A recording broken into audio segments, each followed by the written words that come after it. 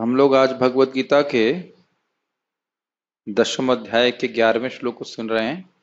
8, 10.8, 10 अध्याय के 8, 9, 10 और 11 श्लोकों को चतुश्लोक की भगवत गीता कहा जाता है। ये बहुत परम गुह्य ज्ञान यहाँ पे दिया जा रहा है। तो आज हम लोग 11वें श्लोक को देखेंगे। भगवान की अनुकंपा किस पे होती है और कैसे होती है, उसको हम आज श्लोक में देखेंगे। वह फैन बहुत तेज चल रहा है, उसको थोड़ा सा आप धीरे कीजिए। मेरे पीछे कोई भक्त माइक पे बोलिएगा। तेषामेवानुकंपार्थम् तेषामेवानुकम्पार्थम् अहम् अज्ञानजं तमः अहमज्ञानजमतमः नाश्याम्यात्मभावस्तो नाश्यामि आत्मभावस्तो ज्ञानदीपेन भास्वता। ज्ञानदीपेन भास्वतः। तेषामेवानुकंपार्थम् तेषामेवानुकम्पार्थम् अहं ज्ञानजं तमः अहमज्ञानजमतमः नाशयाम्यात्मभावस्थो नाश्यामि आत्मभावस्तु ज्ञानदीपेन भास्वता। ज्ञानदीपेन भास्वतः। तेषामेवानुकंपार्थम् तेषामेवानुकम्पार्थम् अहमज्ञानजं तमः अहमज्ञानजमतमः नाश्याम्य आत्मभावस्थो नाश्यामि आत्मभावस्तु ज्ञानदीपेन भास्वता। ज्ञानदीपेन भास्वतः। भक्त बोलिए। तेषामेवानुकम्पार्थम् तेषामेवानुकंपार्थम् अहमज्ञानजमतमः अहमज्ञानजं तमः नाशयामि आत्मभावस्थो नाश्यामात्मभावस्थो ज्ञानदीपेन भास्वतः। ज्ञानदीपेन भास्वता। शब्दों के अर्थ को देखिए। तेषाम एव, उन पर ही, अनुकंपार्थम, अनुकंपा करने के लिए, अहम अज्ञानजम तमः, मैं, अहम मतलब मैं, अज्ञानज, अज्ञानज अर्थात अज्ञान से उत्पन्न, तमः मतलब अंधकार, उन पे ही कृपा करने के लिए मैं भगवान कृष्ण अज्ञान जम यानी अज्ञान से उत्पन्न तम को नाशयामी, मैं स्वयं नाश करता हूं। कैसे? आत्म भावस्तु, हृदय में स्थित होकर के, ज्ञान दीपे न भास्वतः, ज्ञान के दीप के द्वारा उनके हृदय को उद्भासित करता हूं। अब इसका अर्थ क्या है? हम लोगों ने 8वें श्लोक में सीखा था कि भगवान पूरे जगत के स्रोत हैं और उसको ही प्रवर्तन करने वाले हैं। इसको जानकर, कैसे जान करके? वैष्णव गुरु से सुन करके, शास्त्र से सुन करके जो समझता है, मानता है, तो हर भाव से भगवान का भजन करता है। हर भाव मतलब मनसा वचना कर्मणा। और उसके बाद भगवान ने कहा इसको कैसे करते हैं, तो कहते हैं कि एक दूसरे को जब मिलते हैं भक्तगण तो वह मेरे बारे में चर्चा करते हैं और उस कारण से वह तुष्यंति च रमन्ति च, तुष्टि का अनुभव करते हैं, रमण का अनुभव करते हैं। तो यह प्रोसीजर बताया गया था। और फिर कल के श्लोक में क्या वर्णन हुआ था कि इस प्रकार से जो लोग सतत रूप से युक्त रहते हैं तो और प्रीतिपूर्वक मेरा भजन करते हैं तो उनको मैं बुद्धि योग देता हूं। और अब यहां बोल रहे हैं कि तेषाम एव, मतलब ऐसे ही भक्तों को कि हृदय के मैं अज्ञान को नष्ट करता हूं। किनके हृदय के अज्ञान को नष्ट करते हैं? जो प्रीति पूर्वक भजन कर रहे हैं। और प्रीति पूर्वक भजन में कथा को भगवान ने मुख्य रूप से बोला था। अगर किसी से प्रीति है तो उसके बारे में बोलना चाहेंगे। क्या आपने अनुभव किया है कि किसी व्यक्ति की अगर आप निंदा करना चाहते हो तो पहले उसका नाम लेना पड़ता है संबोधित करने के लिए, और जैसे ही नाम लेते हैं, कुछ बोलना शुरू करते हैं, तो उसका स्मरण करने लगते हैं, उसके गुणों का या दुर्गुणों का। क्या ये अनुभव किया है आपने? अच्छा, ऐसा लगता है आप लोगों ने कभी किसी की निंदा नहीं करी है। हाँ हाँ, इसलिए शायद, हाँ ठीक है, मैं समझ गया, इसलिए आप लोगों को नहीं समझ में आ रहा होगा। ये उदाहरण मुझे ही समझ में आता है क्योंकि मैं ही निंदा करता हूँ, है ना। आ, मैं इसलिए बोल रहा हूँ क्योंकि निंदा हो या किसी की स्तुति भी हो, जैसे ही हम उसके विषय में बोलना चालू करते हैं, शुरू करते हैं, तो हम स्मरण करने लगते हैं, है कि नहीं।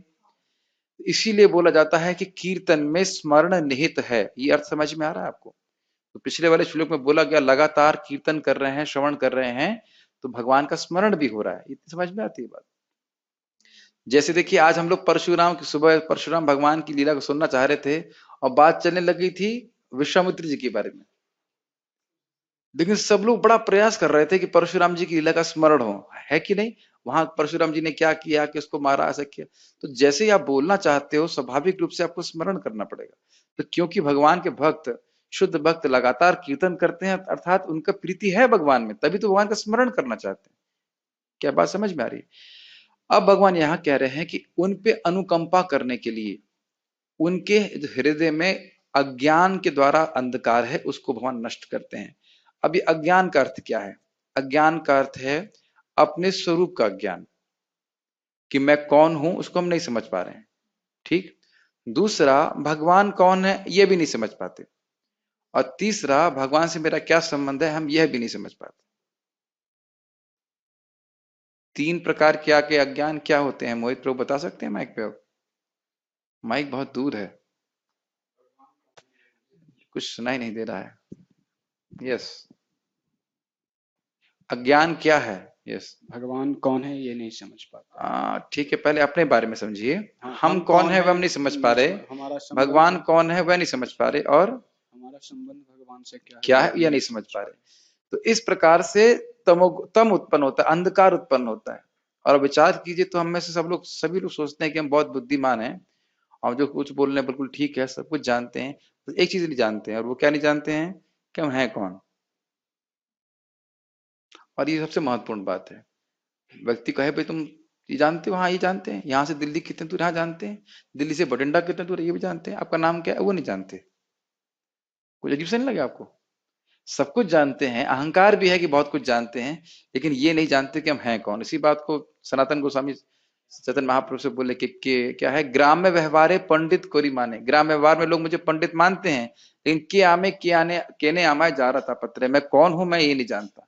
अपना रहित हित कुछ नहीं जानी, मैं, मेरा हित किस में है, मेरा हित किस में, वो नहीं समझता। तो इस प्रकार से भगवान के भक्तों के अंदर में अज्ञान को कौन नष्ट करता है? भगवान।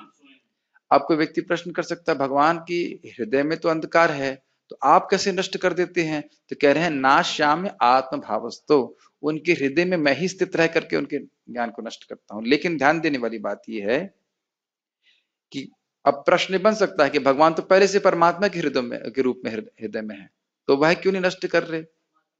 परमात्मा तो केवल उपद्रष्टा अनुमंता का रूप में है। जब भगवान की भक्ति करता है तब भगवान कहते हैं तेषाम एवानुकंपार्थम। मैंने इससे पहले भी समझाया था, जब हम पैदा होते हैं तो खाने पीने का ज्ञान हम लोग को भगवान देते हैं, वो भी भगवान ही देते हैं। लेकिन जब तक भगवान को प्रणाम नहीं करते, भगवान कृष्ण का जप नहीं करते, भगवान कृष्ण के प्रसाद नहीं ग्रहण करते, भक्तों का संग नहीं करते, तब तक भगवान अपने बारे में ज्ञान की धारा का करंट चालू नहीं करते। समझ में आ रहा है ये बात? और ये तभी शुरू होता है जब भगवान के भक्तों का संग करें और सुने भगवत धर्म के बारे में। हमारे जो कर्तव्य हैं भगवान के प्रति जब वह करते हैं, तब भगवान की ज्ञान की धारा खोलते हैं। और क्या बोल रहे हैं, ज्ञान दीपे न भास्वता, बहुत सुंदर है। जैसे एक दीपक अंधकार के, बहुत सुंदर है, बहुत ही अच्छा बात अर्थ बोल रहे हैं। कोई व्यक्ति कहे कि अरे ये अज्ञान तो जीव का अनादि काल से है, ये कैसे नष्ट हो जाएगा? देखिए उत्तर दे रहे हैं, ज्ञान दीपे न भास्वता, जैसे किसी रूम में करोड़ों करोड़ों 5 अरब साल से भी अंधकार हो, लेकिन एक दीप जला देने से तुरंत नष्ट हो जाता है कि नहीं, है कि नहीं? और अगर आप दीप ना जलाएं तो चाहे तलवार चलाइए, चाहे पानी फेंकिए, चाहे धुआं उड़ाइए, किसी भी वस्तु से वह अज्ञान, वह अंधकार नष्ट नहीं हो सकता है। तो उसी प्रकार से भगवान स्वयं भी हमारे हृदय में दीपक अंदर बैठे हुए हैं, उस ज्ञान के दीपक को जला देते हैं। जो ज्ञान का दीपक मतलब हो गया मैं कौन, भगवान कौन, मेरा क्या संबंध, उसको वह समझ जाता है। और इसके लिए आप एक प्रमाण देख सकते हैं, श्रील प्रभुपाद जी की प्रार्थना है मार्किन धर्म और मार्किने धर्म, और उसमें प्रभुपाद जी बोलते हैं कि हे कृष्ण, आपकी कृपा से आज मैं समझ पा रहा हूं किस प्रकार से मेरा क्या संबंध है आपसे। आप लोग से निवेदन है कि इसको आप पढ़ सकते हैं, ठीक है, ओके। तो आपने समझा किस प्रकार से होता है। और इसमें अच्छी बात यह है कि भौतिक योग्यता की जरूरत नहीं है। क्या योग्यता आपने सीखी थी पिछले श्लोक में? भजताम ड्यूटी। मेरे में तो ड्यूटी था, आप में प्रीति था। प्रीति पूर्वकम, ठीक है, प्रीति पूर्वकम। और मैं उस पर विचार कर रहा था, बहुत अद्भुत बात, ये कल बताना भूल गया मैं, इंग्लिश में पहले बोलता हूं। Love means attention to details. अगर भगवान से प्रीति है, ये किसी से भी प्रीति है, तो हम डिटेल्स को क्या कहेंगे हिंदी में? व्याख्या नहीं, डिटेल्स का मतलब होता है छोटी छोटी बातों का ध्यान रखेंगे। आप देखिए, कहीं दूर जाने की जरूरत नहीं, गौर निताई का श्रृंगार अच्छा होता जा रहा है कि नहीं हो जा रहा, सभी भक्त लोग देख सकते हैं। तो प्रभु जी की कुछ प्रीति है गौर निताई से, इसलिए इस प्रकार की सेवा कर रहे हैं। ऐसा नहीं कि कल मैंने 100 रुपए दिए थे, आज 1500 रुपए दिए, कल 3000 दूंगा, ऐसे नहीं कर रहे। अब मेरी बात समझ पा रहे हैं? खुद से आपकी इच्छा होगी, कभी हम तृप्ति ही नहीं होंगे अपनी सेवा से। और वो सेवा का प्रारूप कुछ भी हो सकता है, लेकिन छोटी छोटी बातों पे भक्त लोग ध्यान देते हैं। एक छोटा सा एग्जाम्पल आपको दूंगा। राघव पंडित नाम के एक भक्त थे, वो भगवान के लिए नारियल लेके आते थे बहुत दूर से, बहुत दूर से। वहां सुनते वहां का नारियल बड़ा मीठा है, वहां से लेने जाते थे। और कदाचित कोई व्यक्ति नारियल लेके आ रहा है, उनका सेवक, और उसने दरवाजे के ऊपर हाथ स्पर्श कर लिया, तो वह सोचते थे कि अरे इतने सारे लोग दरवाजे से आते जाते हैं, धूल उड़ती होगी, उसने हाथ स्पर्श किया और वह धूल का स्पर्श किया, वह हाथ नारियल को स्पर्श करेगा, भगवान को कैसे ऑफर कर सकता हूँ, फेंक देते थे। तो ऐसा नहीं है कि वो सफाई, क्या कहते हैं, क्लेanलीनेस फ्रीकी थे, भगवान के प्रति उनका प्रीति थी इस प्रकार से।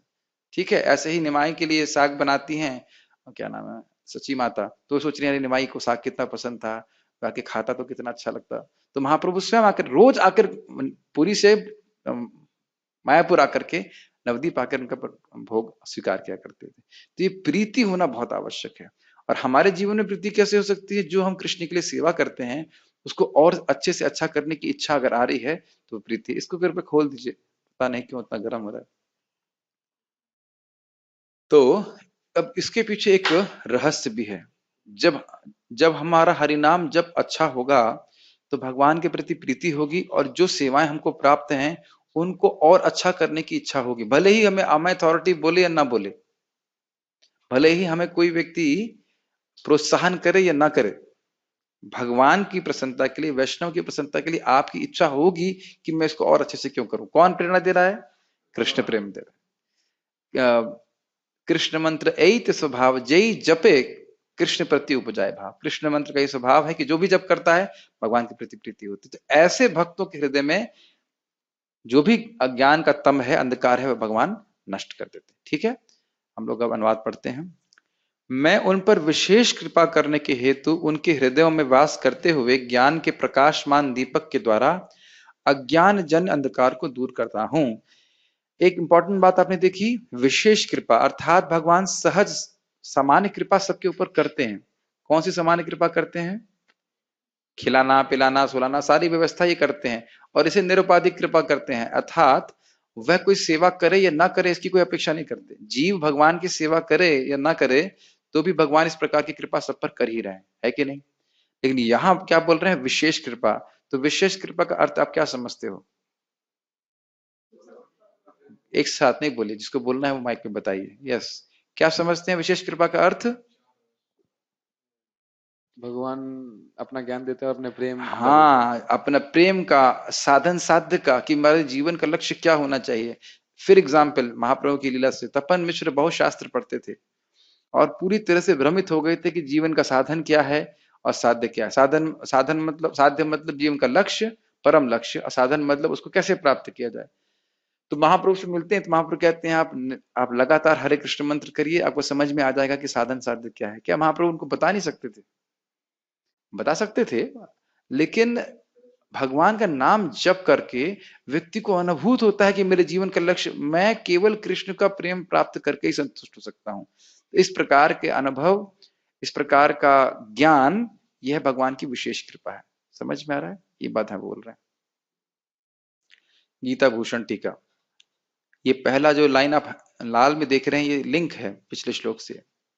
क्योंकि वे चिरंतन काल से अविद्या के अंधकार में वर्तमान हैं, वर्तमान है मतलब हैं वहां पे, विद्यमान है, वर्तमान, विराजमान, विद्यमान, ये एक ही सब अर्थ है।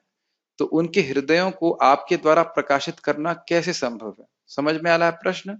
इतने समय से वो अविद्या में ग्रसित है, कैसे इतनी जल्दी ठीक हो जाएगा? एक सनिष्ठ के लिए ऐसा नहीं है, परंतु जो मेरे बिना प्राण धारण करने में समर्थ नहीं है, ऐसे मेरे एकांत भक्त ही मेरी ऐसी कृपा के पात्र हैं, और मैं उनके प्रति आसक्ति से युक्त होकर जैसे भृंग कमल में स्थित होता है, उनकी आत्मा में अपने दिव्य स्वरूप और गुणों आदि का प्रकाशित करता रहता हूं। कुछ चीज समझिए, सनिष्ठ कौन था? तो गीता भूषण में श्रील बलदेव विद्या भूषण जी समझाते हैं, सनिष्ठ का अर्थ है वह व्यक्ति जो वर्णाश्रम की क्रियाओं को भगवान को समर्पित करता है। वह साधना भक्ति मतलब मुख्य रूप से नहीं करता, श्रवण कीर्तन थोड़ा बहुत करता है, लेकिन मुख्य रूप से वर्णाश्रम की क्रियाओं को भगवान को समर्पित करता है। वह अनन्य भक्त नहीं है। लेकिन परनिष्ठ भक्त भगवान की शुद्ध भक्ति का आश्रय लेता है, या फिर निरपेक्ष भक्ति भी भगवान की शुद्ध भक्ति का आश्रय लेता है, तो वह अनन्य भक्त कहलाता है। शुद्ध भक्ति मतलब श्रवण कीर्तनम इत्यादि। और ऐसा एकांत भक्त ही मेरी कृपा के पात्र है, इसलिए यहाँ पे आया है तेषाम एवा। एवा मतलब ऐसे ही भक्तों पे मेरी कृपा होती है। कैसे भक्तों पे? जो अनन्य भजन से करते हैं। और हमने भी सुना था कि भगवान वो मुझ में रहते हैं और मैं उनमें रहता हूं। उसका अर्थ क्या था? कि भक्त भगवान में आसक्त है और भगवान भक्त में आसक्त है। इस पे एक व्यक्ति ने मुझसे प्रश्न किया था। कुछ लोग कहते हैं कि शिव जी भगवान विष्णु के भक्त हैं, और कुछ लोग कहते हैं कि भगवान विष्णु शिव जी के भक्त हैं। क्या दोनों बातें सही हैं? क्या उत्तर है? नहीं, दोनों ही बात सही है। क्योंकि सुखदेव गोस्वामी पढ़ चुके हैं सब। सुखदेव गोस्वामी ने कहा भगवान भक्त भक्तिमान, शिव जी वैष्णवा नाम यथा शंभु। शिव जी सर्वश्रेष्ठ वैष्णव हैं, तो किसके भक्त हुए? भगवान विष्णु के सर्वश्रेष्ठ भक्त। और भगवान विष्णु भी अपने भक्तों से के प्रति भक्ति से युक्त रहते हैं, प्रेम करते हैं, उनका भजन करते हैं, उनकी सेवा करते हैं। तो अगर ये कहा जाए कि शिव जी की भक्ति भगवान विष्णु करते हैं, कोई गलत अर्थ नहीं है। लेकिन लेकिन मतलब ऐसा अर्थ ये नहीं कि शिव जी भगवान हो गए। समझ रहे ना मेरी बात? आप देख लीजिए कि बच्चा जब गोद में उठाया जाता है तो उसका जो पांव है वो पिता के वक्षस्थल पे स्पर्श करता है। इसका अर्थ ये नहीं कि वो बाप बन गया है। बाप बन जाते हैं? नहीं बनते। तो इसलिए आवश्यक है समझना कि क्योंकि भगवान अपने भक्त की आसक्ति से युक्त हैं। जैसे कह रहे हैं भृंग कमल में स्थित होता है। भृंग मतलब होता है भौरा। भौरा कमल के अंदर स्थित रहता है, वहां से जाना ही नहीं चाहता है। उसी प्रकार से प्रेम रशनया धृतांग्री पद्म। चक्रवर्ती पाद बोलते हैं कि भागवत सुनने से भगवान के प्रति भक्त के हृदय में प्रेम जागृत होने लगता है। और प्रेम रशनया, रशनया का अर्थ होता है रस्सी।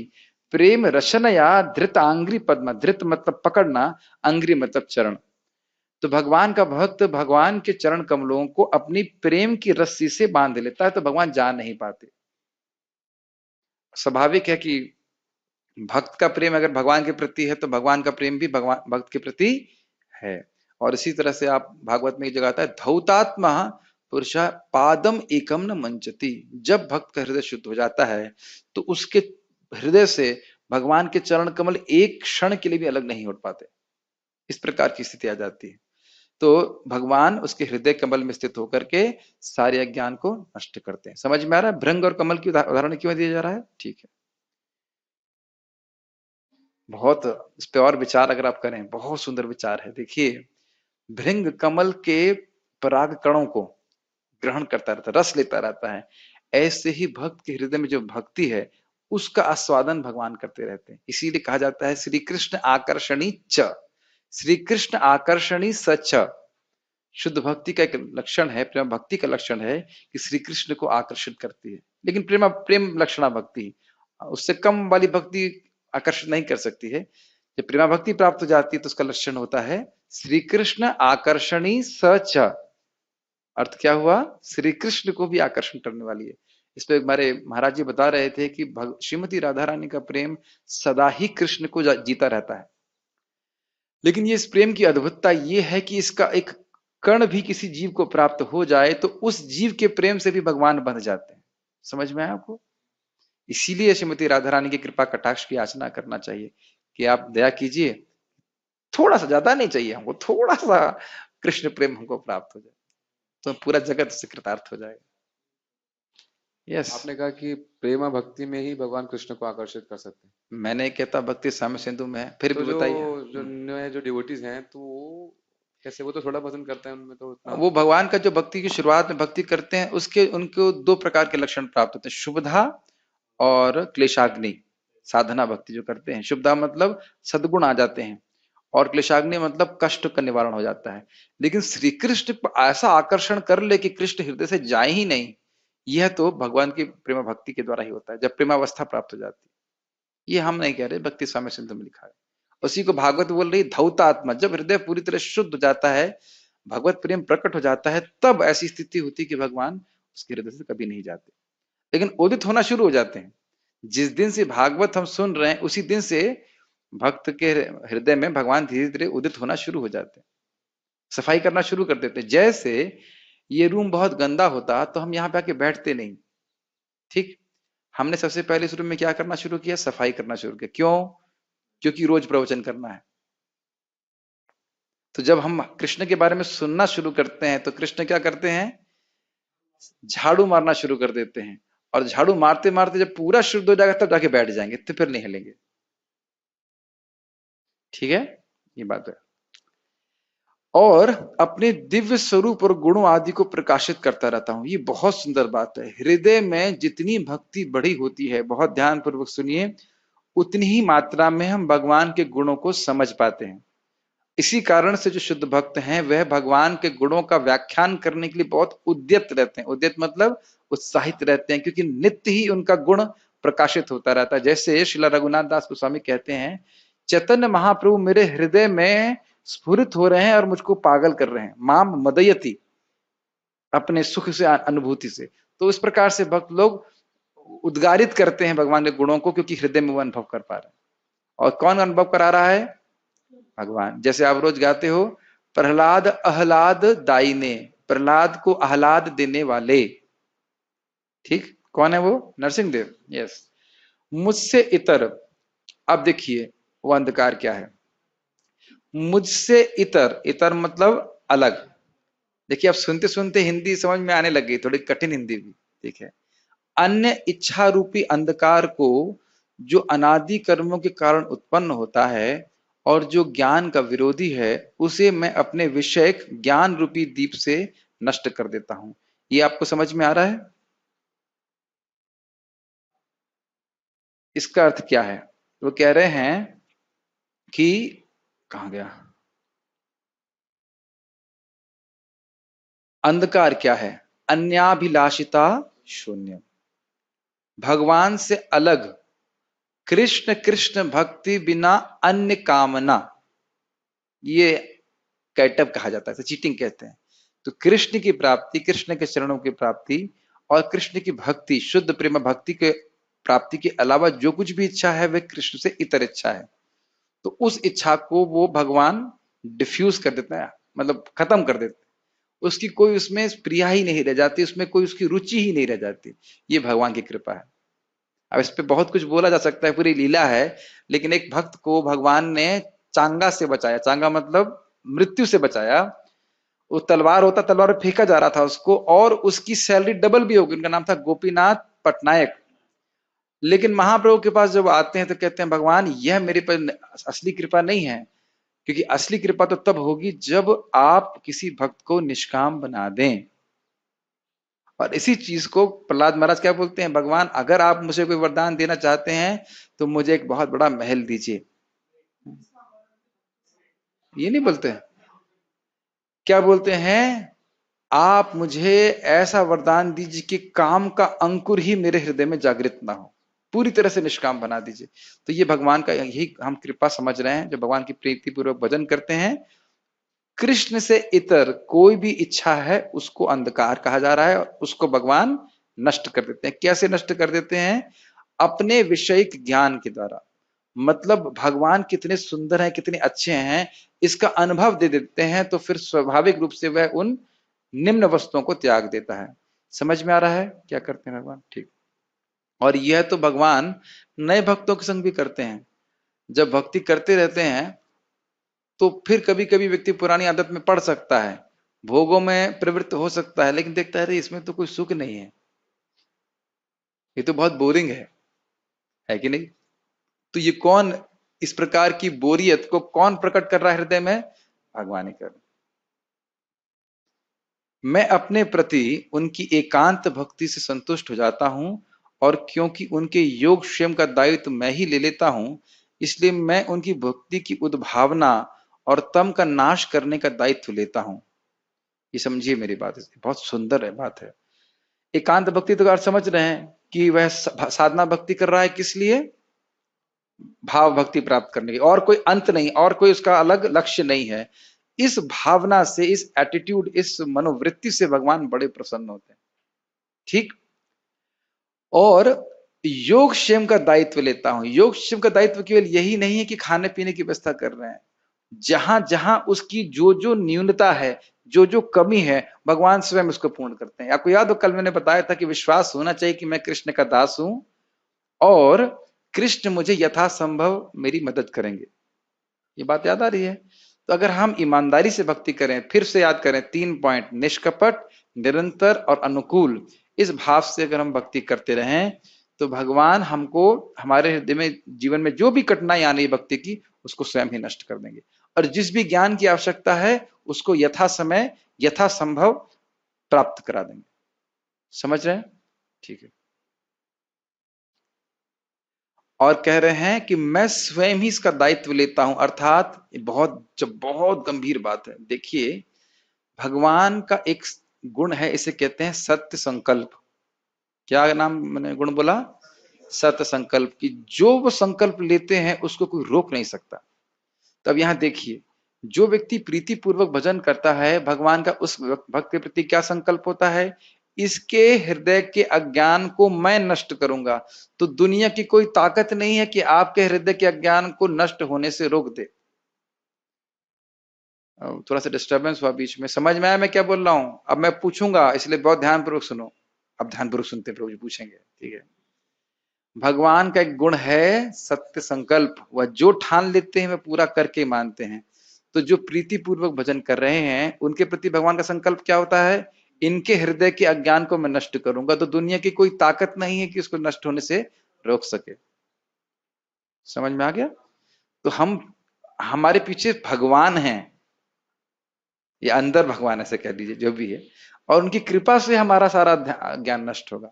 चिंता करने की जरूरत नहीं है। हमारी चिंता क्या है? अनुकूल भाव से, निरंतर और निष्कपट भाव से भगवान की सेवा करें। बाकी कृपा करने में कभी भगवान चूकते नहीं, इसीलिए उनका नाम है अच्युत। कृपा करते ही है भक्तों पर, भगवान अपने भक्तों के अज्ञान को नष्ट करेंगे। यस। उन्हें इसके लिए, उसके लिए प्रयास करने की आवश्यकता नहीं। किसके लिए? हृदय के अज्ञान को नष्ट करने के लिए। इसको पहले ही कहा जा चुका है, योग क्षेम वहां में अहम, भगवद गीता 9:22 में। जो बुद्धिमान लोग हैं वे यह समझते हैं कि जो भगवद गीता के 9वें और 10वें अध्याय में बताया गया है वह ही गीता शास्त्र के अर्थ का सार है, अर्थात भगवान श्री कृष्ण की शुद्ध भक्ति। और इसीलिए इससे गीता का गर्भ भी माना जाता है, मन नहीं होता जी, माना जाता है। नोट समझ में दिया गया, यह दोनों अध्याय गीता के ठीक मध्य में स्थित हैं। थोड़ा मैथमेटिक्स किया जाए, 18 अध्याय के बीच वाला, अगर 19 होता तो उसका बीच वाला क्या होता? 8.5 नहीं होता। अगर 19 होते तो ना, अगर 19 अध्याय होते, देखो ये देखिए, मतलब गीता तो समझ में नहीं आती है, और इतने सारे इस पे भी इतने सारे मतामत हो गए। अगर 19 अध्याय होते तो 10वां बीच होता, लेकिन यहाँ पे 18 अध्याय है, तो 2 सेंटर हो गए, मतलब 9वां और 10वां। और 9वें में भगवान ने बोला ना, मन मना भव मद भक्त, शुद्ध भक्ति का वर्णन किया। और यहाँ पे भी बता रहे हैं शुद्ध भक्ति का वर्णन। जो शुद्ध भक्ति है ये भगवत गीता का सार है। और प्राय लोग गीता का सार क्या कहते हैं? कर्म करना है, नहीं यह तो है, कर्म करो, नहीं नहीं कर्म, हाँ जो हो रहा है अच्छा हो रहा है, और कर्म, कर्म करो, फल की इच्छा मत करो, चाहे कुछ भी करो। यह सब इस प्रकार से वो है, पूरा गीता का सार कर देते हैं, लेकिन ऐसा नहीं है तात्पर्य। जब भगवान चैतन्य बनारस में हरे कृष्णा के कीर्तन का प्रवर्तन कर रहे थे, तो हजारों लोग उनका अनुसरण कर रहे थे। तत्कालीन बनारस के अत्यंत प्रभावशाली एवं विद्वान प्रकाशानंद सरस्वती उनको भावुक कहकर उनका उपहास करते थे। कभी कभी भक्तों की आलोचना दार्शनिक यह सोचकर करते हैं कि भक्तगण अंधकार में है और दार्शनिक दृष्टि से भोले भाले भावुक हैं, किंतु यह तथ्य नहीं है। महाराज जी बोल रहे थे, परम पूज्य राधा गोविंद महाराज, कि एक बार वो प्रवचन किए तो व्यक्ति आके बोला, अच्छा आप लोग प्रवचन भी करते हैं? मतलब उसे लग रहा था कि हरे कृष्णा डिवोटी केवल कीर्तन करते हैं, थोड़ा मृदंग बजाया, करताल बजाया और चले गए। कहते हैं अच्छा आप लोग प्रवचन भी करते हैं? तो इस प्रकार से वह हाँ, ये बात मुझे भी याद है, हम लोग लखनऊ में गए थे, पार्थ प्रभु मेरे साथ में थे, याद है हम जब लोग मामा जी की ने हमारे ऑर्गेनाइज किया था प्रोग्राम, तो एक व्यक्ति प्रवचन की, हमने कीर्तन का प्रवचन चल रहा था गीता पे, तो व्यक्ति बीच में आया, बोला अरे हमको पता नहीं था कि यहाँ प्रवचन भी होगा, क्योंकि प्राय 2 बार ऐसा हो चुका है। वो सोचे थे कीर्तन आया होगा, कुछ चिमटे बजाएंगे और चले जाएंगे। ऐसे ही हम लोग एक बार हिसार में एक मंदिर में प्रवचन करने गए, तो वहां भी हमने समय से शुरू किया, तो जब प्रवचन समाप्त हो रहा था तब लोग आना चालू हुए। मतलब 6:30 का कार्यक्रम था, 8 बजे लोग आ रहे थे, और बाद में बोले अरे हम तो सोच रहे थे कि चिमटे बजाने वाले साधु आएंगे, यहाँ तो ज्ञान दिया जा रहा है भगवत गीता का। तो लोगों की धारणा ही हो गई है कि सत्संग मतलब कुछ चिमटा बजेगा, तो थोड़ा कुछ कुछ मतलब कुछ होगा, बाद में प्रसादम बटेगा, काम खत्म। भगवान के बारे में चर्चा होगी या कोई धारणा ही नहीं रखते लोग। तो मैं खाली ये बोल रहा हूँ, लोग सोचते हैं कि भक्त लोग कीर्तन कर रहे हैं तो लोग सोचते हैं कि दर्शन उनके पास नहीं है, लेकिन ऐसा नहीं है। भाव है, भावुकता भी है, भगवान से प्रेम भी है, लेकिन इसका अर्थ नहीं कि दर्शन का अभाव भक्तों में होता है। ठीक है, ऐसे अनेक बड़े बड़े विद्वान पुरुष हैं जिन्होंने भक्ति का दर्शन प्रस्तुत किया है। अभी आप देखिएगा, आप लोगों को छोड़ूंगा नहीं मैं, अगर हम लोग यहाँ पे प्रवचन करते रहे तो भागवत के जो हम अध्यापन कर रहे हैं, जब आप चक्रवर्ती पाद की टीका सुनेंगे, कहीं कहीं अगर संभव हुआ जीव गोस्वामी जी की टीका सुनेंगे, तो दिमाग स्पिन कर जाता है कि क्या उनकी रेंज है। और श्री रूप गोस्वामी जी ने जो अन्य अभिलाषिता शून्यम श्लोक दिया, कितना उसका विस्तार है, एक एक श्लोक पे पूरा ग्रंथ लिख दिया उन्होंने। तो ऐसा नहीं है कि कहीं दर्शन का अभाव है। प्रभुपाद जी इस बात को बोलते भी हैं, भक्तों को दर्शन सीखना चाहिए, नहीं तो वही स्थिति होगी जब विष्णु दूतों ने यमदूतों को कहा कि तुम अपने आप को धर्मराज का सेवक बोलते हो, तो बताओ कि धर्म क्या है। उसी से कोई कहे आप इस्कॉन की डिवोटी हो, बताओ भगवान कौन है, भगवान कौन है, ये तो मैंने नहीं बता सीखा। खैर ऑब्वियसली इतना तो कोई ज्ञान में नहीं होगा, लेकिन भगवान के बारे में, तत्व की चर्चा करने के बारे में उनको संलग्न मतलब तैयार रहना चाहिए। किंतु यदि कोई भक्त उनके इस साहित्य का या अपने गुरु का लाभ ना भी उठाए, और यदि वह अपनी भक्ति में एकनिष्ठ रहे, तो उसके अंतर से कृष्ण स्वयं उसकी सहायता करते हैं। अरे प्रभु जी देखिए, भगवत गीता में प्रभुपाद क्या कह रहे हैं, गीता पढ़ने की जरूरत नहीं है, प्रभुपाद ये कह रहे हैं। कहने का अर्थ है कि मान लीजिए कोई पढ़ नहीं पाता है या समय बहुत कम है पढ़ने का, जो भी है, लेकिन सुन रहा है, तभी तो एकनिष्ठ रहेगा। जब वो सुनेगा ही नहीं तो एकनिष्ठ कैसे रहेगा। इसका मैं आपको सच्चा जीवन में उदाहरण बता रहा हूं। प्रभुपाद जी के गुरु महाराज श्रील भक्ति सिद्धांत ठाकुर जी के एक शिष्य थे, मैंने पहले ही बताया था। वो कौन थे? माली थे। माली, माली मतलब गार्डनर। और वह प्रवचन सुनते थे और सेवा करते थे, वह हरि नाम जप करते थे, और उनका आधा घंटे तक सिद्धांत के ऊपर परीक्षा लिया गया श्रील भक्ति सिद्धांत सरस्वती ठाकुर जी के द्वारा। सोचिए, अपने आप को स्थिति में रखिए। मान लो प्रभुपाद जी आपसे प्रश्न करने लगे, तो मोहित बताओ सिद्धांत, तब तो परेशान हो जाएंगे, अरे प्रभुपाद प्रभुपाद। मतलब प्रभुपाद जी के सामने जाने में ही हालत खराब हो जाएगी, सारे सिद्धांत उसी में भूल जाएंगे। तो उस माली ने आधे घंटे तक सारे प्रश्नों का सही उत्तर दिया। क्यों? क्योंकि वो भगवान की सेवा करता था और सुनता था और प्रीतिपूर्वक भजन कर रहा था। तब उन्होंने कहा, सेवोन्मुखे जीवादाओ स्वयं स्फुरत था। दूसरा, मदन मोहन मालवीय जी उनके पास आए, शिला भक्ति सिंह ठाकुर जी के पास। उन्होंने कहा मेरा कोई प्रश्न है। तो कहा अभी रुकिए, मेरे पास थोड़ा समय नहीं है। तो उतने देर में कुछ अन्य सन्यासी भक्त थे, उन्होंने बोला कि मंदिर के भगवान के ठाकुर जी के बर्तन मांजने हैं, आप आ सकते हैं सेवा करने के लिए। तो वो बड़े सभ्य व्यक्ति थे और उन्होंने धुलना चालू किया। और धुलने के बाद फिर वापस आए तो उन्होंने बोला कोई प्रश्न है? कहते नहीं, प्रश्न नहीं, उत्तर हो गया। तो ये ध्यान दीजिएगा कि ज्ञान के स्रोत कौन है? भगवान ही है। तो जब भगवान हमारी सेवा से प्रसन्न होते हैं तो सारे अज्ञान को वह स्वयं ही नष्ट कर देते हैं। अगर आप लोग गर्मी लग रही है तो आप कूलर चला सकते हैं, बहुत गर्म लग रहा है। पानी नहीं है तब ठीक है। अतः कृष्ण भावना में रत एक निष्ठ भक्त ज्ञान रहित नहीं हो सकता। कृष्ण भावना में रत का अर्थ है मन से, वचन से, कर्म से वह कृष्ण की सेवा में ही लगा रहता है। लेकिन देखिए, बिना सुने इस प्रकार की रत होना संभव नहीं है, सुनना आधार है। इसके लिए इतनी ही योग्यता चाहिए कि वह पूर्ण कृष्ण भावना में रहकर भक्ति संपन्न करता रहे। क्या अर्थ है इसका? वही अर्थ है, निष्काम भाव से मन, वचन, कर्म से कृष्ण को समर्पित रहे। आधुनिक दर्शनों का विचार है कि बिना विवेक के शुद्ध ज्ञान प्राप्त नहीं किया जा सकता। उनके लिए भगवान का उत्तर है, जो लोग शुद्ध भक्ति में रत हैं, भले ही वे पर्याप्त शिक्षित न हों तथा वैदिक नियमों से पूर्णतः अवगत न हों, किंतु भगवान उनकी सहायता करते ही हैं, जैसा कि श्लोक में बताया गया है। बहुत सुंदर बात है, शुद्ध भक्ति में रत हों, हरे कृष्ण मंत्र का जप करता रहेगा, उसके बहुत सुंदर बात है, एवरीबडी हु इज चैंटिंग हरे कृष्ण मंत्र will be cleansed from with in the core of his hearts. ये एग्जैक्ट लाइन प्रभुपाद जी कहते हैं। जो भी हरे कृष्ण मंत्र का जप करता रहेगा वह नितांत रूप से हृदय के अंदर से सारे प्रकार के अंधकार से, उसका हृदय का जो अंधकार है वो नष्ट हो जाएगा, पूरा हृदय शुद्ध हो जाएगा। ये विश्वास होना चाहिए, शास्त्र का वचन है और हमें प्रभुपाद जी के होते विश्वास होना चाहिए। बस हमें धैर्य पूर्वक से करते रहना पड़ेगा। और जैसे जैसे हम करते जाएंगे वैसे वैसे हमारे हृदय का अंधकार नष्ट होगा, वैसे वैसे आपको समझ में आएगा। मैं एक उदाहरण बताऊंगा। मैं एक बार इंडोनेशिया में था और मतलब शाम को उदाहरण दिया और सुबह उसका अनुभव किया, और ये आप कल भी अनुभव कर सकते हो, कठिन नहीं है। तो वो जो स्थान था वह पहाड़ पे था, और पहाड़ से के बहुत बहुत दूर जाकर के, मान लो करीब 20-25 किलोमीटर जाकर के मतलब समुद्र था, और पहाड़ से समुद्र दिखाई पड़ रहा है, सामान्य रूप से दिखाई पड़ता था। और सब तरफ हरियाली, बहुत सुंदर सुंदर पेड़, फल फूल वाले। मैं इसके वर्णन करूंगा तो सोच रहे होंगे आप इंडोनेशिया कब चलेंगे। एक बार ऐसे में हुआ था तो लोग विचार करने लगे थे। लेकिन उनका मंदिर ओपन हाउस मंदिर था, मतलब साक्षात आप देख सकते हो।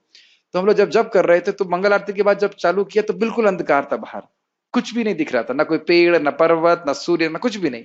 और जैसे जैसे सूर्य उगना चालू हुआ, धीरे धीरे धीरे करके बाहर का सारा दृश्य आपको स्पष्ट समझ में आने लगा। सारी वस्तुएं हैं लेकिन दिखाई नहीं पड़ती, समझ रहे हैं? उसी तरह भगवान की भक्ति करते रहते हैं, जैसे जैसे हृदय का अंधकार नष्ट होगा सब कुछ आपको समझ में आने लग जाएगा भगवान के बारे में।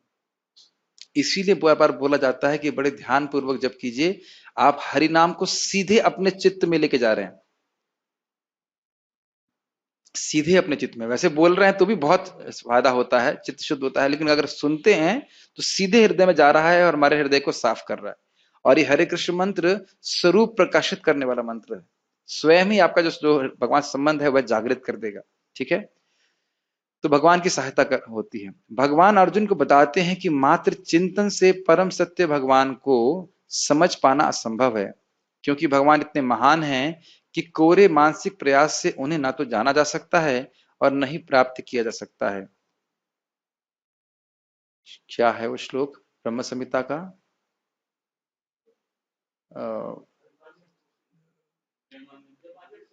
प्रेमा जी, नहीं नहीं, वो है योगी जन जो है, वायोरथापि मनयो मुनिपुंगवानाम, ऐसे करके पंथास्तु कोटि शतवत्सरं प्रगम्यो वायोरथापि मुनयो मुनिपंगवानाम सोप्यस्ति यत् प्रपदति अविचिंत तत्वे गोविंदमादि पुरुषम तमहम भजामि। हजारों हजारों साल तक बड़ी तीव्र गति से मन को धावित करते रहें, वह भगवान को नहीं समझ सकते, क्योंकि उनका चित्त, उनका जो तत्व है वह अविचिंत तत्व है, वह मन के द्वारा गोचर नहीं है, मन के द्वारा उसको समझा नहीं जा सकता। लेकिन जो भगवान के समर्पित भक्त हैं उनको समझ में आ जाता है। क्यों समझ में आ जाता है? इस श्लोक का प्रमाण के द्वारा। भगवान अपनी अचिंत शक्ति से अपने ज्ञान को प्रकट करते हैं। समझ रहे हैं? इस चीज को ब्रह्मा जी को भगवान बोलते हैं मद अनुग्रहात, मेरे अनुग्रह से तुम जैसा मैं हूं, जितना बड़ा हूं, सब तरह से परिमाण में और क्वालिटी में कैसा हूं, सब कुछ तुमको मालूम चल जाएगा। कैसे? मद अनुग्रहात। और इसी को सामान्य शब्दों में कहें तो कृष्ण को देखने का प्रयास ना करें, ऐसे सेवा करें कि कृष्ण आपको देखना चाहें। ठीक? भले ही कोई लाखों वर्षों तक चिंतन करता रहे, किंतु यदि भक्ति नहीं करता, यदि वह परम सत्य का प्रेमी नहीं है, तो उसे कभी भी कृष्ण या परम सत्य समझ में नहीं आएंगे। दो कारण है। भगवत प्रेमी है तो भगवान को जानना चाहेगा, इसलिए भगवान जना देंगे। और जब भगवत प्रेमी नहीं है तो क्या चाहता है? भगवान मेरे सामने कभी ना आए, तो भगवान इसी प्रकार से रहेंगे। समझ में आए? जो भगवत प्रेमी है वो क्या चाहेगा? भगवान का दर्शन हो, भगवान को मैं समझूं, तो भगवान आपकी इच्छा पूर्ण करेंगे। एको बहुनाम यो विदधाति कामन, अकेले वही सबकी इच्छा पूर्ण कर रहे हैं। और जो भगवान का प्रेमी नहीं है वो क्या चाहता है? भगवान मेरे सामने ना आए, मेरे सामने भी मत आना तुम। ऐसा होता है ना, बोलते हैं लोग। तो भगवान कहते ठीक है, नहीं आऊंगा सामने। इसीलिए प्रभुपाद जी कहते हैं तुम इस तथ्य को कि तुम कृष्ण के दास हो, एक क्षण में भी समझ सकते हो, और हो सकता है कि करोड़ों जन्म भी ना समझो। ये हमारे ऊपर है, हमारी स्वेच्छा के ऊपर निर्भर करता है। थोड़ी गंभीर बात हो गई, मुझसे शायद बोलना नहीं चाहिए था, लेकिन ये बात है, ये हो सकता है। एक क्षण में भी समझे। हाँ, खटवांग महाराज एक क्षण में समझ गए, मैं कृष्ण का दास हूं, मैं शरणागत हूं, ना निकल जाना। आज ही मैं भक्त को बता रहा था कि भूलिएगा मत कि आप यहाँ पे आए क्यों। व्यवहारिक बातों में उलझ करके ये ना भूल जाइएगा कि इस्कॉन में क्यों आए। इस्कॉन में इसलिए आए ताकि हम दोबारा जन्म न लें, भगवत प्राप्ति करें। ठीक है। परम सत्य कृष्ण केवल भक्ति से प्रसन्न होते हैं और अपनी अचिंत शक्ति से वे शुद्ध भक्त के हृदय में स्वयं प्रकट हो सकते हैं। एक बार एक भक्त बोला था, ये हरे कृष्ण मंत्र हृदय को कैसे शुद्ध करता है, इस पे आप साइंटिफिक रिसर्च कीजिए, आप तो इंजीनियर हैं। मैंने कहा नहीं, मैंने इंजीनियरिंग बंद कर दी। भगवान की शक्ति को बताइए क्या आप भौतिक तरह से समझा सकते हैं? कितनी गलत बात है। पता नहीं, एकदम से मुझे बात अभी याद आ रही है, बहुत साल पहले की बात है। बोले आप रिसर्च कीजिए कि हरे कृष्ण मंत्र हृदय को कैसे शुद्ध कर देता है। तो मेरा उत्तर ये होगा, ऐसा करता हूँ, हरे कृष्ण मंत्र करके हृदय शुद्ध करता हूँ, फिर रिसर्च शुरू करता हूँ। वो कह रहे हैं होता कैसे, मतलब हृदय में कैसे हो रहा है? अरे तो भगवान जैसे कर रहे हैं हम कैसे समझ लेंगे, जरा बताइए। हमें तो उसको फायदा लेना। और दुनिया में कितनी बातें समझते हैं, चावल कैसे हजम हो रहा है समझते हैं, कैसे रस में परिवर्तन हो रहा है समझ रहे हैं? नहीं समझ रहे हैं। और ये समझ लेंगे कि भगवान हमारे हृदय को शुद्ध कैसे कर रहे हैं। नहीं, जैसे आप चावल पच रहा है, शरीर में शक्ति आ रही, ये अनुभव कर सकते हो, लेकिन कैसे हो रहा है ये नहीं अनुभव कर सकते, समझ नहीं आता। उसी प्रकार से हृदय शुद्ध हुआ है ये समझते हैं, काम क्रोध कम हुआ है, भगवान की बात समझ में आ रही, ये समझ में आता है, लेकिन कैसे सारा कुछ हो रहा है ये हम नहीं समझ पाते, और ना समझ सकते हैं, ना समझने की जरूरत भी है। समझ रहे हैं? समझ रहे हैं ना, समझने की जरूरत नहीं है। गुड, समझ गए आप। ठीक। इसी चीज को ब्रह्मा जी भी कहते हैं, जानंतु एवं जानंतु किम बहुक्त्या न मे प्रभु मनस वपुषो वाच वैभवम तुम गोचरा। कुछ लोग कहते हैं मैं कृष्ण को समझता हूं, आप बोल सकते हैं, लेकिन जहां तक मेरा प्रश्न है, किसका? ब्रह्मा जी का। कहते हैं मैं आपके वैभव को गोचर, मैं उसको समझ नहीं सकता। जो वाकई भगवान के वैभव को समझेगा वो क्या कहता है, हम समझ नहीं सकते। इसका मतलब कुछ कुछ समझ रहा है। जैसे कोई ग्लास को देखे और कोई, हाँ हम समझ गए कि सागर कितना गहरा है। ग्लास को देखा है, पानी के ग्लास को, हाँ हम समझ गए सागर कितना गहरा है, लेकिन जो वाकई सागर के किनारे बैठा है तो थोड़ा प्रवेश किया समझ जाएगा कि सागर की तह को हम नहीं समझ सकते। शुद्ध भक्त के हृदय में तो कृष्ण निरंतर रहते हैं और कृष्ण की उपस्थिति सूर्य के समान है। बहुत सुंदर है, बहुत सुंदर है, जिसके द्वारा अज्ञान का अंधकार तुरंत दूर हो जाता है। बहुत सुंदर। वसुदेव जी के हृदय में भगवान कृष्ण सूर्य के समान आए थे, पूरा उनका जो तेजस्वी हो गए थे वसुदेव। जबकि कहां थे वो? कारागार में थे। और फिर उनके हृदय से माता देवकी के हृदय में आ जाते हैं। और उससे पहले देवकी बड़ी दुखी रहती थी, लेकिन अब बड़ी प्रफुल्लित रहती हैं। और क्योंकि भगवान देवकी के हृदय में आ गए, तो देखिए कंस पे क्या प्रभाव आया। कंस ने ये सोचा, अरे ये तो गर्भवती है, अगर इसको मैं अभी मार दूंगा तो मुझ पे बहुत पाप लगेगा और मेरी बहुत बदनामी होगी। इससे पहले नहीं सोचा कि मैं अपने भांजों को मार दूंगा तो बदनामी होगी। उससे पहले नहीं सोचा था उसने, पांच को छह को मार दिया था, तब नहीं सोचा बदनामी होगी। लेकिन कृष्ण जब आ गए साक्षात उनके हृदय में, तब उसका मति बदल गई। ये भगवान का अद्भुत है। और हमेशा देव की प्रसन्न रहने लगी उस कारागार की अवस्था में भी। 6 बच्चों के मारे जाने पर मां कितना दुखी होगी, फिर भी वह प्रसन्न रहने लगी। तो इस प्रकार से बोलते हैं सारा ज्ञान दूर हो जाता है। शुद्ध भक्त पर भगवान की यही विशेष कृपा है।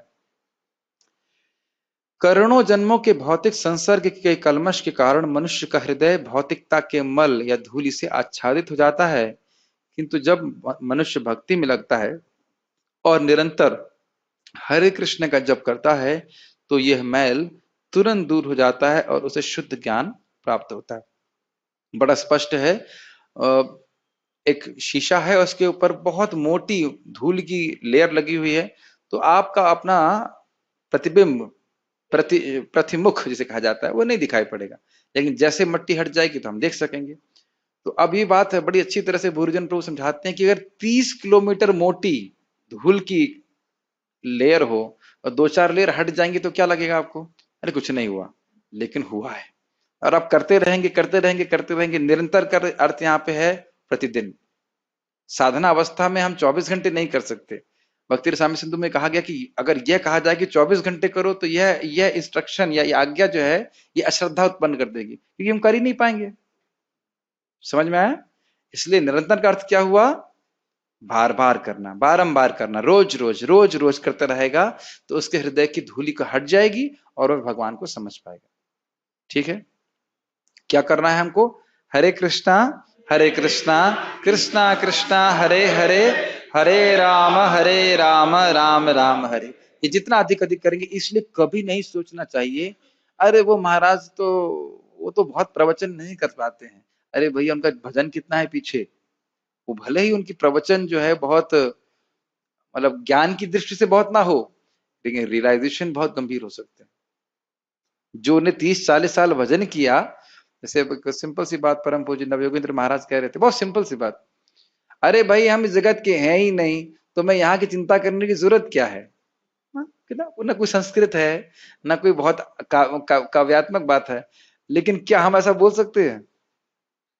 अब तो बोला आपने प्रभु जी, हाँ हमने बोला। कुछ इसमें स्पेशल लगा आपको?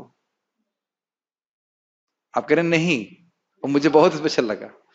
हम इस जगत के है ही नहीं, तो आप चिंता क्यों कर रहे हैं? अरे इंडोनेशिया में 2017 में भूकंप आया था, भूकंप आया था, वॉल्केनो फटा था। आप लोग कोई दिक्कत हुई? कोई दिक्कत नहीं। आप आगे है ही नहीं, क्या दिक्कत है आपको? कोई दिक्कत नहीं है।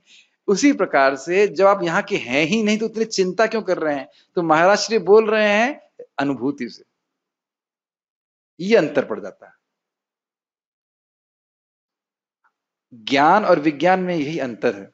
मैं खाली ये बोल रहा हूं कि जिस व्यक्ति ने 40 साल 50 साल भजन किया है, अपने हृदय को शुद्ध किया है, उसकी अनुभूति, वो अनुभूति प्रकट हो रही है। अब मेरी बात आप समझ रहे हैं? एक तो है ज्ञान के स्तर पे बोलना, उससे हमारा शुद्धिकरण होता है, लेकिन विज्ञान के स्तर पे जो व्यक्ति बोल रहा है, उसका एक अलग प्रभाव होता है। तो ये कभी अहंकार नहीं पालना चाहिए कि हम उससे अच्छा प्रवचन कर सकते हैं ना। तुम्हारा रियलाइजेशन क्या है? और ये भक्ति करने से आता है। निरंतर, निष्कपट और अनुकूल भाव का भजन, तब ये अनुभूति हृदय में होती है। अभी तो हम इसकी चर्चा कर रहे हैं। ठीक है। परम लक्ष्य विष्णु को इसी, जैसे प्रभुपाद जी बहुत जगह सुंदर एक बात बोलते हैं कि जो तुमने लीलाएं कृष्णा बुक में पढ़ी हैं और जो नहीं पढ़ी हैं, वह दोनों ही हृदय में प्रकाशित हो जाएंगी अगर तुम हरि नाम ठीक से करते हो। काफी गंभीर बात है। परम लक्ष्य विष्णु को इसी जप तथा भक्ति से प्राप्त किया जा सकता है, अन्य किसी प्रकार के मनोधर्म या तर्क द्वारा नहीं। एक श्लोक है बंगाली का, पूरा पूरा याद नहीं है, तर्के रहो दूर, श्रद्धाए मिले कृष्णा तर्के बहु दूर, है ना?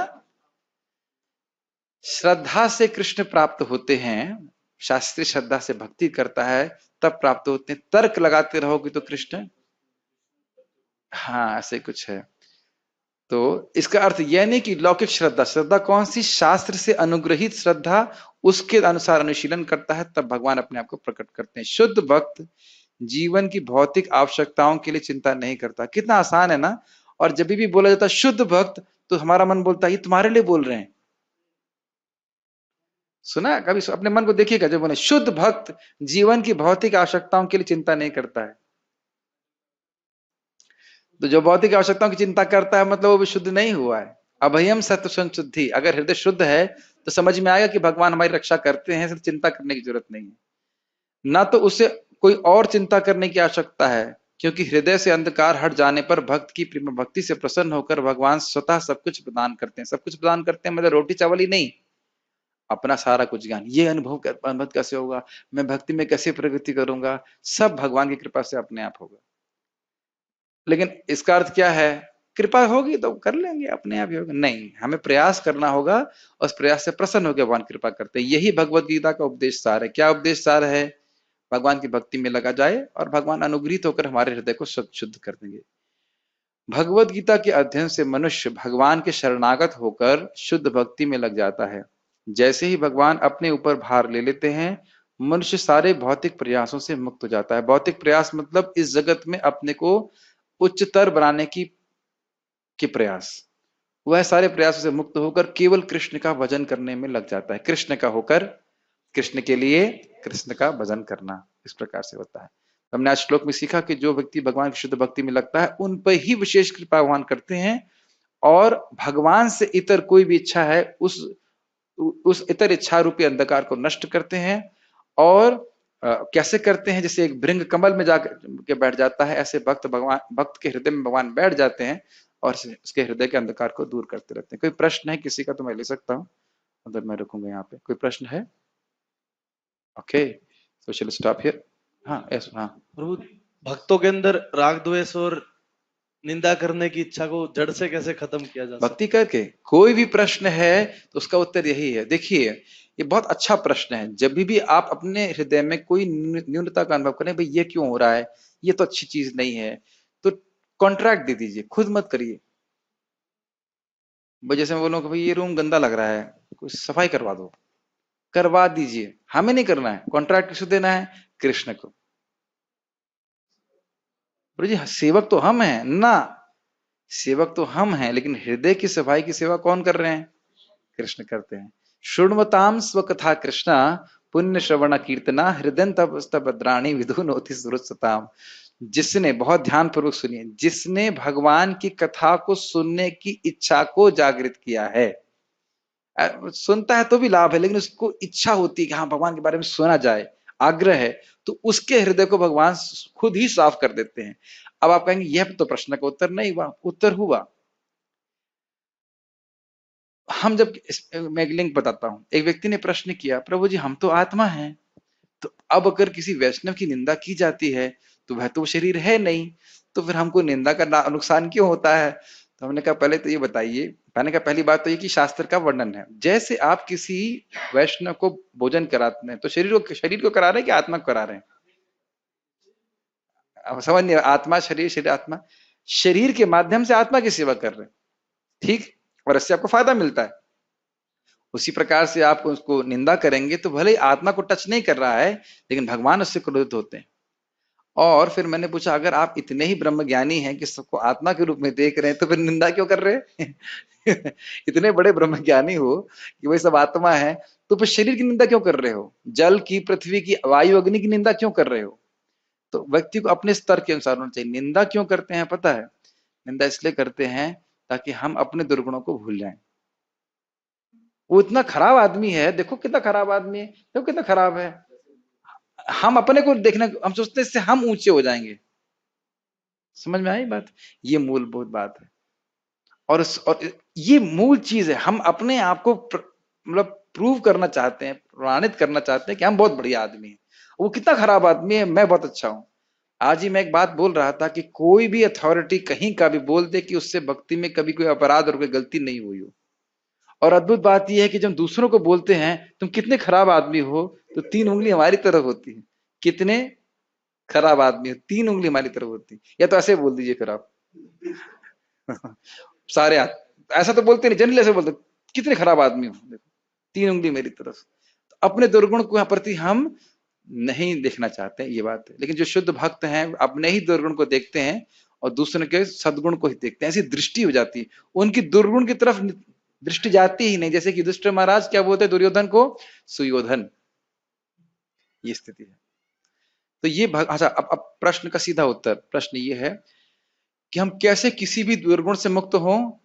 तो यस्यास्ति भक्तिर् भगवती अकिंचना सर्वैर गुणस्तत्र समासते सुरा हरव भक्त सुकुतो महद्गुणा मनोरथेना सती धावतो भई। किसी भी साइकोलॉजिस्ट के पास जाने की जरूरत नहीं है, हम भगवान श्री कृष्ण की निष्किंचन भक्ति करने का प्रयास करें। जो हम भक्ति करें उसके बदले में कुछ भौतिक ना मांगे और भगवान से प्रीति प्राप्त करने के उद्देश्य भक्ति करें, भक्त से प्राप्त करने के भक्ति करें। तो भक्ति का साधना भक्ति इस प्रकार से करें तो उसका पहला गुण ही है शुभदा, और शुभदा मतलब देवताओं के सारे गुण और भगवान के भी गुण उस भक्त में आने लगते हैं। तो ये सब ये निंदा इत्यादि से वो अपना ही मन उसका खराब हो जाता है। जैसे एक भक्त, बहुत अच्छा उन्नत भक्त वृंदावन आ रहे थे और दूसरे भी एक वरिष्ठ भक्त थे, तो उनको बोले आप ये मत बताइए कि क्या गलत चल रहा है, वो तो मुझे पता है, आप ये बताइए कि अच्छा क्या चल रहा है, मैं गलत नहीं सुनना चाहता।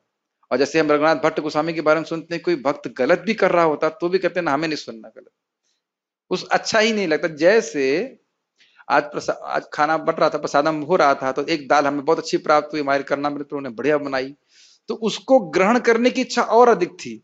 और एक बहुत मसाले वाली दाल थी जिसमें बहुत मसाला पड़ा था, और जब ऑफर भी किया गया प्रभु जी वो दाल तो थोड़ी खत्म हो गई, ये दे दूं, तो क्या खाना, ना ये नहीं, अपने पास ही रखो। समझ में आ गया। तो जब हरि कथा वैष्णव की स्तुति सुनने की इच्छा आने लग जाएगी तो कहे थोड़ी निंदा प्रस्तुत करूं, ना ना हमें नहीं चाहिए, हमें नहीं चाहिए, वो अपने पास ही रखो, है ना, हमें नहीं सुनना, अरे थोड़ा तो ना ना। इसी प्रकार से तो अपने आप ही उससे वितृष्णा हो जाते हैं, हमें नहीं सुनना, ना हमें दूसरे की निंदा करनी है और ना हमें सुनना। ये अपने आप ही आपको अच्छा लगा। आप अपने हृदय में देखिएगा, जब भगवान के बारे में सुनते हैं, भक्तों के गुणगान सुनते हैं, किसी गुणगान करते कितना अच्छा लगता है, और दूसरे की निंदा सुनते शुरुआत में भले हल्का हल्का कोई अच्छा लगे, मतलब क्या टाइम बर्बाद किया। और उस पर गौर गोपाल प्रभु बड़ा मजाक करते हैं, कुछ एक जोक मारते हैं कि दो गुजराती, मतलब नथिंग अगेंस्ट गुजराती, लेकिन दो गुजराती माता जी हैं, वो बात कर रही, निंदा कर रही, बाद में बोलती हैं अरे क्या फायदा, हमें क्या करना, छोड़ो। अरे जब तुम्हें कुछ करना ही नहीं था तो तुमने बात ही क्यों शुरू करी, पहले निंदा कर दिया उसके बाद बुलाए हमें क्या करना, छोड़ो उसको। और सही बात है, दूसरे का दुर्गुण आप चर्चा करके क्या प्राप्त करोगे। ध्यान दीजिए, जिसकी निंदा करते हैं उसका सारा पाप हम इकट्ठा कर लेते हैं सर।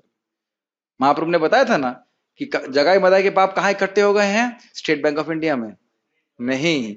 जो वैष्णवों की निंदा करता है उसके सारे पाप उसके सर पे चले जाते हैं। इस प्रकार से रहता है गुण, हाँ भाई दुर्गुण सब ट्रांसफर हो जाता है। तो इस प्रकार से व्यक्ति को बचना चाहिए। इस पे एक और बात बोलना चाहता हूं, ये बहुत अच्छा टॉपिक लगता है। परम पूज्य